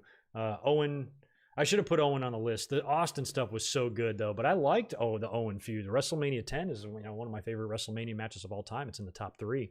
And the cage match at SummerSlam was amazing as well. You know, for a 1994 cage match, instead of it being a bloody brawl, it just turned out to be this battle of escape artists trying to get out of the cage, especially Owen. I mean, he was literally diving, you know, for the exit door or trying to dive over the top of the cage and get out of there any way he could. And that made for an actually pretty fun match, even though I've never been a fan of the escaping the cage you win. They've been doing that shit ever since the 70s. It's not, you know, the cage match should be a way to settle just a personal issue with two guys, beat the shit out of each other inside of a fence. Trying to get out doesn't really solve anything. You know, what, I mean, they've never done it before, but like, what if when the bell rang, one of the opponents just immediately scaled up the cage as high as he could and jumped over the top and won? You know, what does that settle? They've never done that yet. Wrestlers climb up steel cages the way they climb up ladders. It's very difficult for them to do. But I always thought it was kind of a weird way to win, especially since the point of the match is to, you know, finish off or blow off a feud. You know, if you're blowing it off by just running away, it doesn't really blow it off. You need to blow it off by having a winner. Yeah, but I'd put Owen. I'd go Austin 1, Owen 2 for me, with Brett. Probably Lawler 3. I'd put Shawn 4. Yeah, Austin, Brett, Lawler. And the Lawler feud I hated because I was so miserable after WrestleMania 9 when Brett dropped the belt and they were really pushing Luger, and I was fucking pissed. And then even more mad that they've, you know, reduced Brett to working with a goddamn commentator. But it turned out to be pretty good because Lawler's entertaining, and they did a little, you know, cross promotion with Memphis and stuff there with USWA, which was really awesome. And, you know, Lawler incorporating the insults to Helen and Stu and all of that. And then the great SummerSlam match they had, Brett had that war with Doink and then beat the shit out of Jerry Lawler and got disqualified, and the brothers were out there, and it was just brutal, man. And then it continued all the way into 95, the In Your House, the very first In Your House. Brett worked twice, Lawler beat him. And then they worked a Kiss My Foot match, and Brett won that, and then Kane was born. Isaac Yankem DDS. He's a dad. He's Britt Baker's dad. Do you guys know that? It's true. It's true. Oh, no kidding. Is that what they're saying? Let me go over to WWE. See, I can read tweets. I just can't make any. What are they saying? Asuka's got to find a new partner? Not Lana. Well, why the hell did they knock Lana out of the match after doing all that build with that? It's fucking stupid. Lana having to find a new... Oh, there's one. Asuka supports Lana. Oh, God. They're showing the video of Lana. They got her on the stretcher with a neck strap and everything. It was just her leg. That's so hysterical. Oh, man. And what was going on? Where's that? I got to see that. I got sent that link a few times today. Oh, my. That picture of Mandy Rose is not horrible. What was going on with McIntyre? They filmed some sort of a segment with like an animated green thing. What? Ay. Oh, yeah, I forgot after the Retribution match, they all ganged up on poor Rico Chet. Yeah, so something happened there. They filmed some dumb shit, I guess, for the holidays. I didn't even watch. I watched 5 seconds of it, turned it off. I have no idea, but it was they obviously filmed it in the Thunderdome because you can do shit like this now. There's no fans there. I mean, this would look silly in front of fans if McIntyre's in there talking to himself and then they, edit the CGI shit after the fact. But in the Thunderdome, you can pull stuff like this off. So they had McIntyre go out there and film something, and they edited in a bunch of special effects, and people were just making fun of it. And good mic work, take a look at this. And is this not the dumbest thing you've ever seen? And the answer is yes, it's the dumbest thing I've ever seen. They're very close to it. Looks like on Raw Talk right now, we got Mandy and Dana, Jackson and Elias, and Lashley and MVP.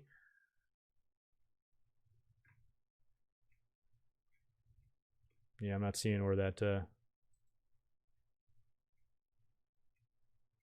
Drew McIntyre shit is. Weird. Yeah, I think self-made, you're probably right, Bray. I think Bray Wyatt is a babyface. He was very friendly to everybody. Talked to R-Truth, talked to Riddle, was very polite to everybody backstage, walking around, hey, have you seen Randy Orton? In his little sweater, and then maybe The Fiend is the heel.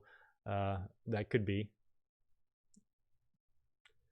Yeah, we talked about that too, Zane. I mean, if Lesnar comes back, which he will, you can do like 2 different things with Heyman if you want. You can either have Heyman represent both on opposite shows. Opposite shows is the key there. If they're on the same show, you got nothing to do but a feud.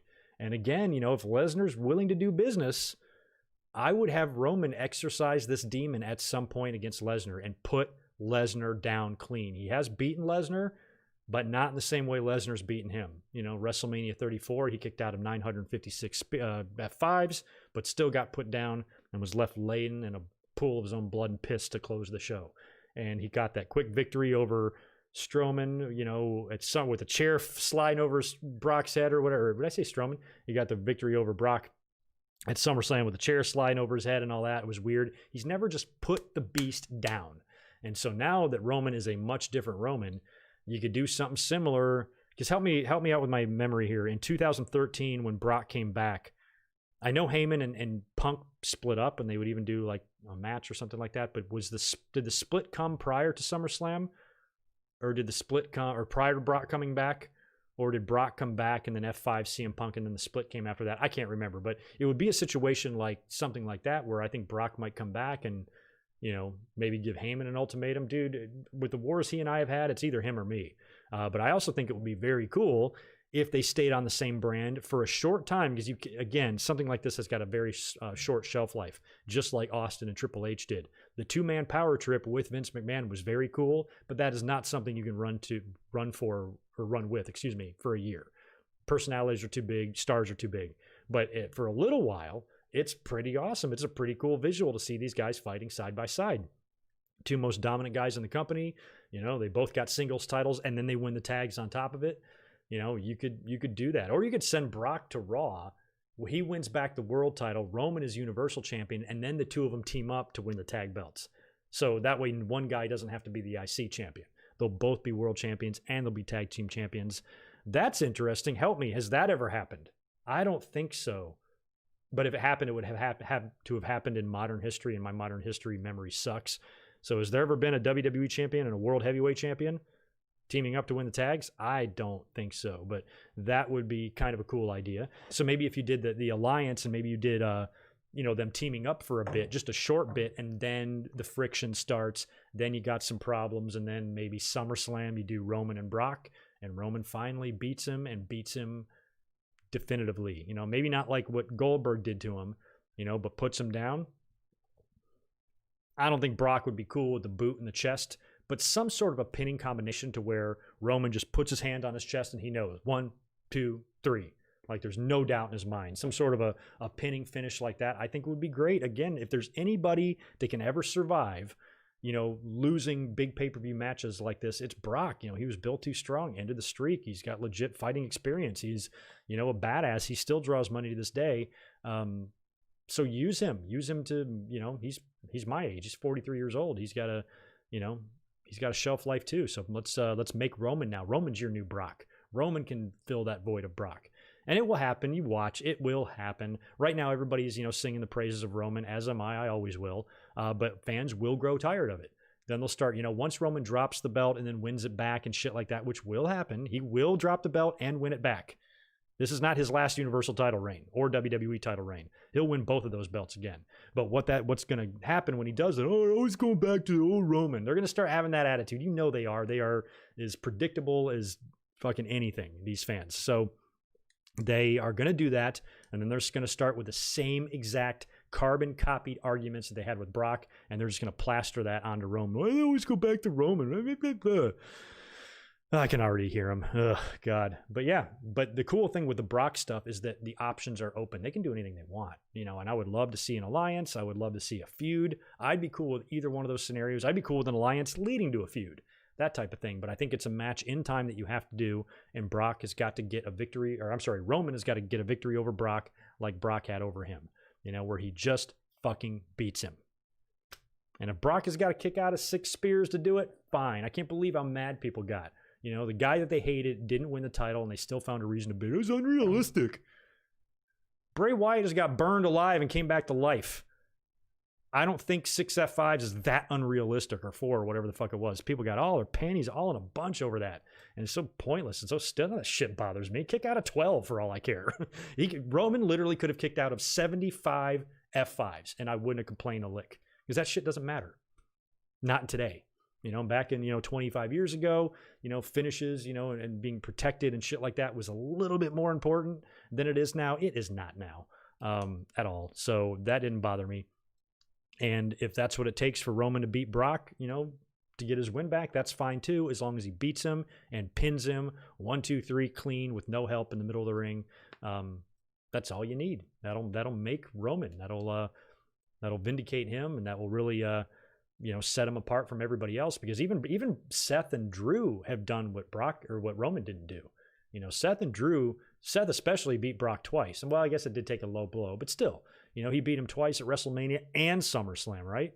So, and then McIntyre put him down pretty definitively at WrestleMania. Roman should have a victory like that over Brock, beat him the way Drew did.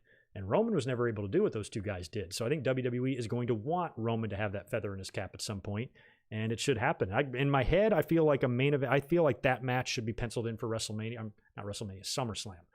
Roman, Brock. Yeah, we've seen it before, but we haven't seen this version of it. These two guys have almost done a reversal. Now Roman is the more scarier one. Roman is the more dominant one. Brock, you're starting to question, because he's dropped a couple of matches. He's aging, shit like that. Perfect time to do a match like this and have Roman destroy him. But Brock can't lose everything. So I think, let's say you do that match at SummerSlam, or you do it Survivor Series, depending on when Brock comes back. I think Brock does need to have a solid 6 months of killing people first. Give him a match at WrestleMania, not a title match, but give him a match at WrestleMania who he'll beat, or a match at WrestleMania in which he'll win. Who could it be with? Keith Lee, which would suck. But maybe give him. Remember that year they did him? They put him against Dean Ambrose. That was one of the matches I remember in my predictions video for WrestleMania 32. That was the match I was most looking forward to, and I thought, I even remember my arguments for it. I'm like, Dean Ambrose, he's one of the more crazier ones in the Shield. Whatever happened to him, by the way, Dean Ambrose? I always thought he was pretty good. He just fucking disappeared. If anybody knows his whereabouts, just let him know that I'm thinking about him, and I miss him in WWE. But I thought for sure that would be the best match on the card. I thought it would resemble a lot of what CM Punk and Brock did at SummerSlam. And since Dean Ambrose is definitely the most unstable of all the Shield members, I thought Dean could get really, really creative. And then you hear the story about how Brock didn't want to cooperate. I even predicted Dean Ambrose to win. I thought that would just be a huge, great victory for him, and it would really put him over and really launch him hard, especially in a no-holds-barred scenario, whatever the match was. I even suggested and pitched the idea of like a spot like they did at Halftime Heat with The Rock and Mankind. Mankind pinned The Rock under a forklift. I'm like, Dean Ambrose is exactly the type of crazy that would be able to come up with a situation like that, get Brock in a weird position where he just buries a bunch of stuff on top of him and is able to pin him, but at the same time, it's not like a clean pin. I thought all of the stars were aligned there to give Brock a loss that not only wouldn't diminish him, but would just launch the shit out of Dean Ambrose at the same time. And those are the type of matches that you really look for, because those are the ones that are the most that can really create the most the moments and really launch the biggest stars and create memories and shit. So the fact that Brock didn't want to play along and then Brock just wound up beating Dean Ambrose, they put some chairs in the ring and did some other things. And I know Brock was Germaning poor Dean on top of the chairs over and over, but he just beat him, so somebody like that, I suppose, put him in the ring with Brock, make a fun match, not for the title. It's been a while since Brock has not been involved in a title match at WrestleMania. And I guess Brock he's going to have to be on Raw. What the fuck show is he on? I guess he's on Raw because he was champion. He dropped it to Drew. So I guess he'd have to face maybe a Raw guy. He could face, he could face AJ again. They could trade someone over from SmackDown. He could work with Keith Lee. But again, he might beat Keith Lee, and I think fans would be pissed about that. I don't think I would necessarily be pissed about that because, it's not your ideal scenario, but it's Brock. This idea that a loss to Brock buries you is fucking stupid. So I don't think that's the deal. That would be the deal there. But, Keith Lee's very beloved by myself included, and there's no way you're not going to get fans bitching about that. I would lay off of it. It wouldn't bother me as much as I'm sure it would bother everybody else because it's just this, they're programmed to think a certain way. But it wouldn't be my first choice. I'd rather not be beating Keith Lee all the time if at all possible. But, if Brock's going to have a good quality, strong opponent that's not a champion, who else is he going to face? Oh, shit. What about The Fiend? The Fiend. The Fiend and Brock at WrestleMania. I could see that. Predictable as the sunrise. Predictable as gravity. That's what I was trying to think of, Michael. Thank you for that. Deshaun, what's up, dude? Thanks, man. Appreciate the 5. Hey, guess what? Yesterday in 2001, Stone Cold said price check on a jackass when he attacked Booker T in the infamous supermarket brawl 19 years ago. I remember that. That was weird. That was right after the Survivor Series. I was at Survivor Series 2001 that year. And Austin the next night, another show I was also at, kind of just abracadabra with no explanation, no nothing, boom, poof, he's a babyface again. And so I remember when that segment was booked in the supermarket, I still was kind of like weirded out. I'm like, how is Austin a face again? And how is Booker even here? Because WCW lost and, he's aligned himself with Vince McMahon and everything's kind of going back to the way it was. But that was a very entertaining brawl. That was probably my favorite part of it. Price check on a jackass.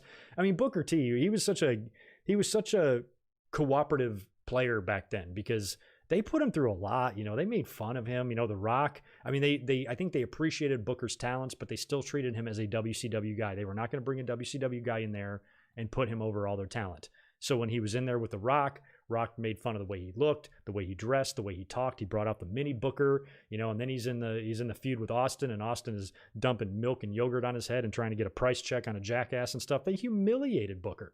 They really did. It felt like they just humiliated the hell out of him until maybe about a year later where they finally, started appreciating him. They had him win that battle royal on Raw, eliminating The Rock, getting the title shot against Triple H. But of course, Triple H beat him. That didn't bother. That was another one of the situations that didn't bother me as much as it bothered other fans, but it never changed how much I loved Booker. He was fucking awesome. So that's 19 years ago today.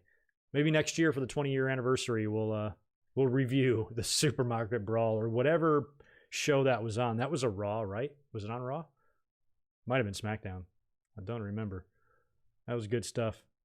I would say they beat the hell out of each other, but Booker took the majority of the whipping in that. Oh, Drew versus Brock again, please. See, for me, that wouldn't throw my panties in a bunch, but it would the rest of the fans. I can see YouTube videos coming up right now by all the people who like to bitch. I can't believe they're doing Drew and Brock again. But it would make sense, after a title match, people usually just don't go away. They get a rematch or whatever. So Brock essentially could get one. Brock could come in and win the Royal Rumble. Don't want to see that either, but it could happen. It was on a SmackDown. Thank you. Thought so.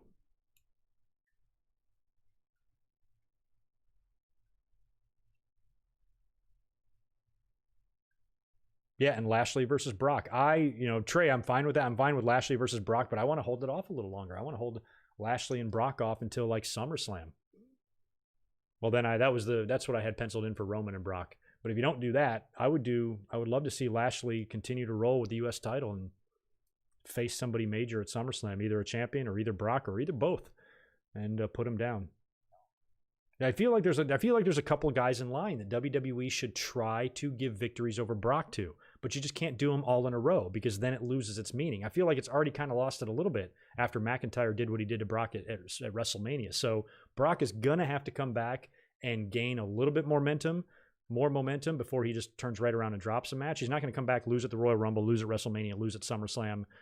That's not going to happen. But I still think guys like Keith Lee, guys like Bobby Lashley, and most importantly, guys like Roman Reigns need to beat him. And I'm hoping Brock has got enough mileage left to not only win some matches of his own and maybe even get another run with the belt, because I think that would be good if he lost one of these matches to these guys when he's champion. But that would probably have to, put him in the ring for another 2 years or something to have all these matches happen to where he can win the title, win a couple of matches, but then also drop him to a few guys. But I'd say Roman number 1, Lashley 2, and then maybe Keith Lee 3 in terms of which order I think of the importance they are. I think Roman really needs it just to cement his legacy type of thing, and then Lashley really needs it to launch his legacy or salvage it. And then Keith Lee to begin his in the WWE. We'll see.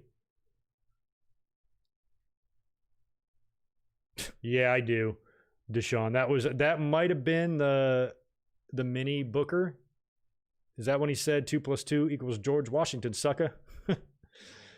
That was so weird. I don't know why they made fun of Booker T so hard. He wasn't that weird. Like, there was nothing wrong with Booker T. He wasn't dumb. He was a grown-ass man. Tough dude. I had no trouble understanding what Booker was saying. I used to have trouble understanding what Ahmed Johnson was saying, and sometimes Farouk.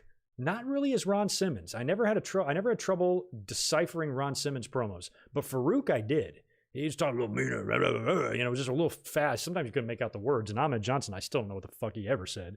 But Booker T, I could always understand him. I don't know what Rock was talking about there, but Rock was mean to Booker T. Shame on you, Rock.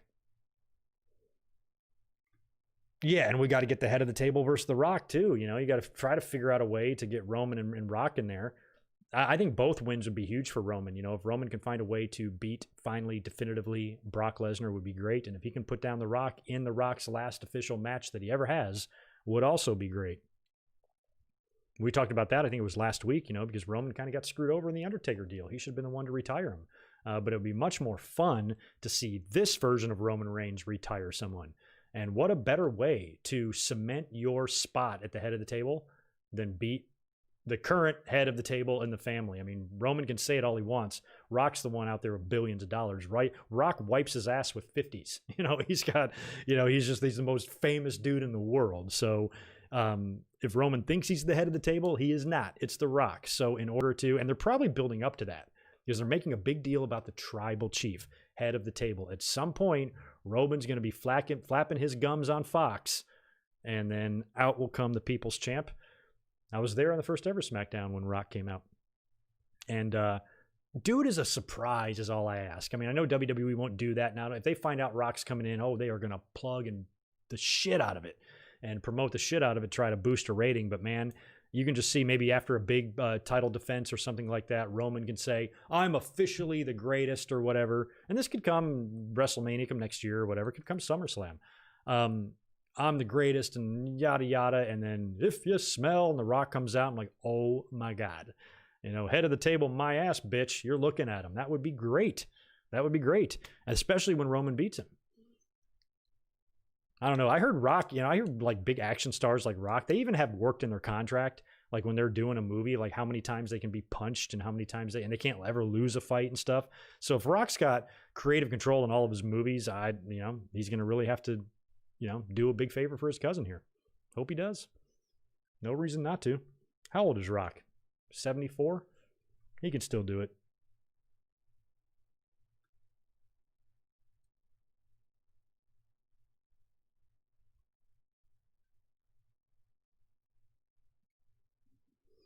Rock could make his own currency. He could.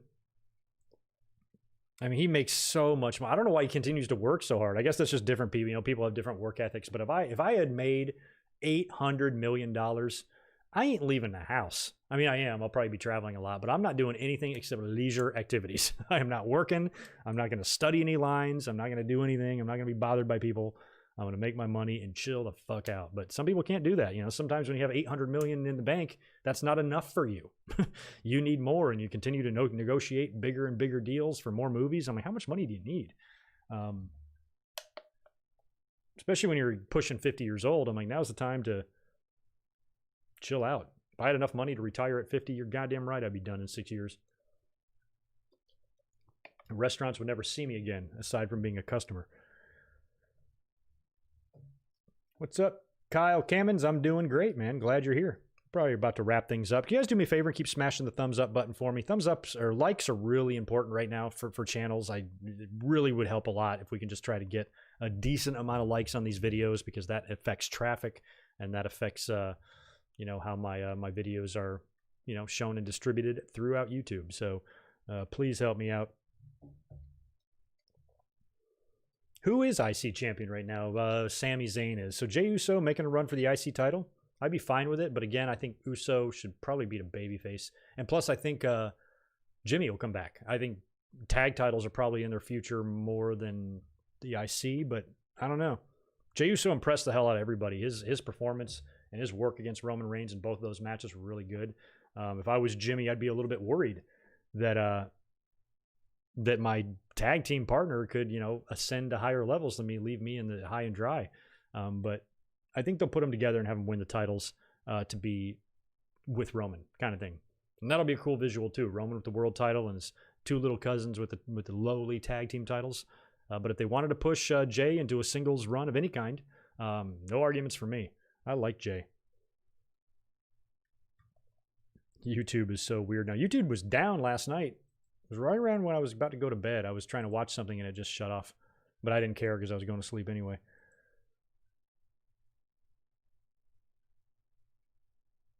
I miss 02 SmackDown and 02 mainly Tori Wilson. Yeah, Tori Wilson was hot stuff in 02. Check out my Divas Undressed review. It's up on the channel right now. I released that yesterday. I attempted to professionally review Divas Undressed, but it was really ridiculous, some of the stuff we were talking about and how funny Jerry Lawler was. I mean, I say funny with an asterisk by it because he was ridiculous and somewhat gross, but he did have me laughing like 2 or 3 times. And my God, what a show. Thanks again, Barry, for that one.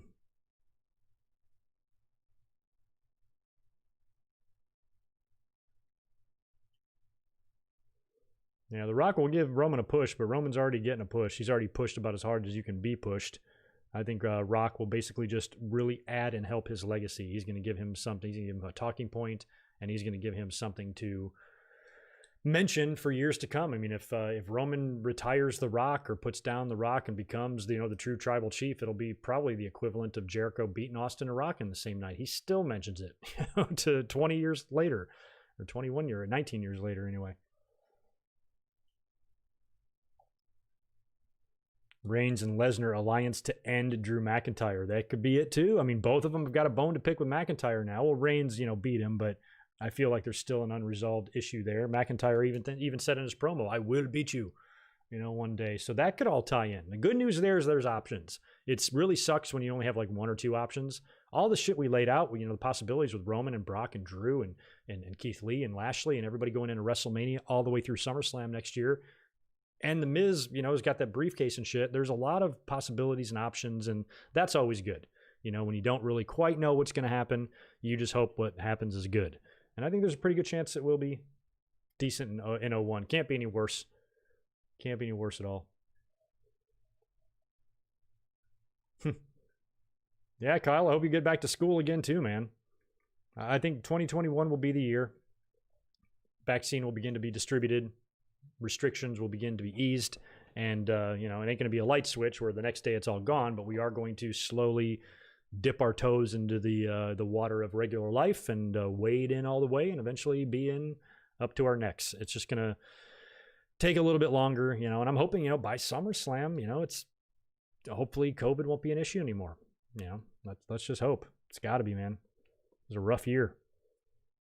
We're going to be coming up on a year long. I remember when it happened. I mean, we were talking about it. I remember last January, right after the Jericho cruise, people were asking me about it in the chat, and I was kind of like, I'm a little concerned, so I'm choosing to ignore it. Even in the news, like I just wouldn't watch anything. I'm like, I don't like the sound of this. It sounds like this disease is coming over here. I'm just going to pretend it's not happening, and maybe it won't happen, but it did. And then I had no choice but to start paying attention.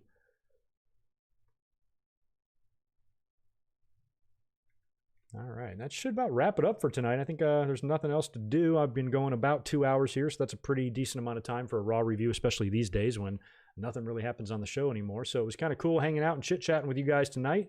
Like I said, this will be the next little dead spot of no videos on the channel until Friday. But then after that, it's a lot of videos between now and the end of the year. Probably on average, something around one every other day. There's going to be 1 week where there's 4 streams in a row, 4 consecutive nights, and another one where there's 3. And then we got a couple of others sprinkled around.